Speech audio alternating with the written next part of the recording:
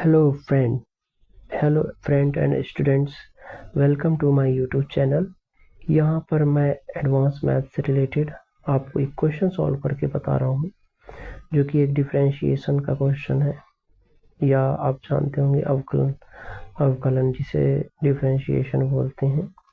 ज़्यादा टाइम न वेस्ट करते हुए आज ये फर्स्ट क्वेश्चन मैं स्पीड से आपको सॉल्व करके बताता हूँ कैसे सॉल्व करना है।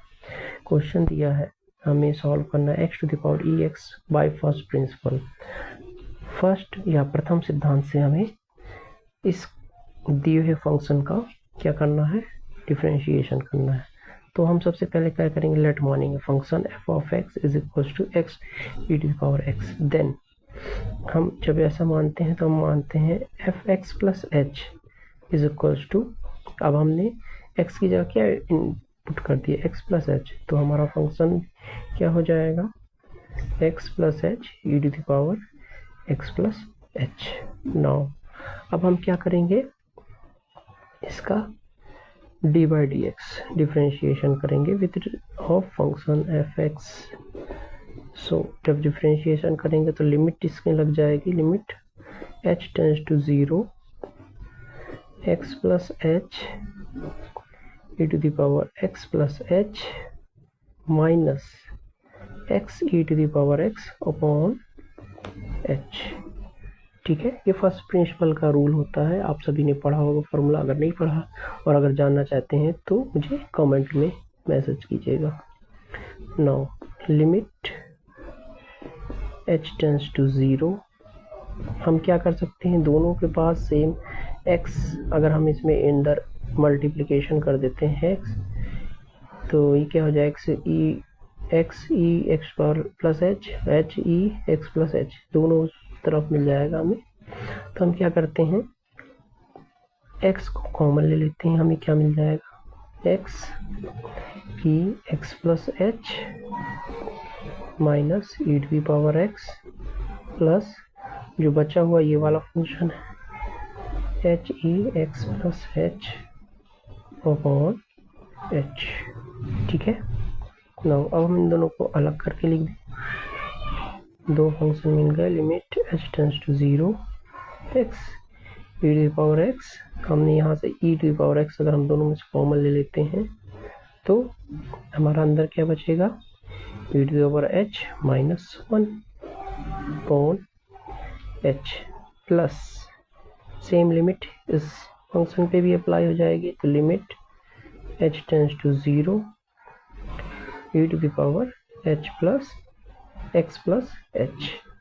ठीक है, नाउ अच्छा ये h कहाँ गया, h इसके अपॉन में h था और h था, तो h से h कैंसिल आउट हो गया, हमने नहीं लिखा उसे। नाउ अब हम इसमें क्या करें, अगर हम ध्यान से देखें तो इसमें हमारा रूल अप्लाई हो जाएगा, जो कि क्या होता है,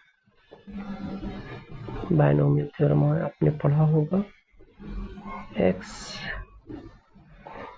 e to the power x upon h। ठीक है, ये सीरीज होती है, श्रेणी होती है 1 plus h square upon factorial 2, similarly so on up to -1। ठीक है, प्लस अब यहाँ पर अगर हम लिमिट अप्लाई कर दें तो h की वैल्यू क्या हो जाएगी, 0 हो जाएगी, तो हम इसको डायरेक्ट पूरा ना लिख करके लिख देते हैं e to the power x। ठीक है, नाउ अब अगर हम फर्दर इसको सॉल्व करते हैं तो हमें क्या मिलेगा, limit h tends to 0 x e to the power x upon h। अब यहाँ पे ये जो -1 है और ये 1 है, ये कैंसिल आउट हो जाएंगे, बचेगा हमारा h plus h square upon factorial 2 plus and so on plus e to the power x। अब अगर हम ध्यान से देखें तो h वाला टर्म हमें फिर से सभी मिल रहा है, तो हम क्या कर सकते हैं, इसे कॉमन ले सकते हैं, h हमने कॉमन लिया, x e to the power x upon h 1 plus h upon factorial 2 plus and so on plus e to the power x। ये s से h कैंसिल हो जाएगा। ठीक है, अब हमारा h वाला कोई टर्म बच रहा है, ये एक टर्म बस बच रहा है, ठीक है। इसे हम क्या लिख सकते हैं, limit h tends to 0 x e to power x 1 plus h upon factorial 2 and so on plus e to power x। या अगर हम ध्यान से देखें और इसको, अगर हम इस h की वैल्यू h टेंड्स टू 0 इसमें अप्लाई कर देंगे तो ये टर्म क्या हो जाएगा, 0। इसी तरह से सारे टर्म, यहाँ पे फैक्टोरियल 2 है, फिर इस तरह h अपॉन फैक्टोरियल 3 होगा, फिर h अपॉन फैक्टोरियल 4 होगा, तो ये सारे टर्म क्या हो जाएंगे, 0। हमारा क्या बचेगा, लिमिट वाला टर्म हट जाएगा, डायरेक्ट हमारा क्या बचेगा, x e to the power x plus e to the power x। या अगर हम इसमें से e to power x common ले लें तो हमारा अंदर क्या बचेगा, x plus 1 e to the power x plus 1। यही हमारा रिक्वायर्ड आंसर होगा। सो अगर हम डिफ्रेंशिएशन करें x e to the power x का, तो हमें आंसर मिलेगा e to the power x plus 1। That is the differentiation of x e to the power x by first principle. I hope आप सभी को ये क्वेश्चन और ये मेथड समझ में आई होगा, पसंद आया होगा।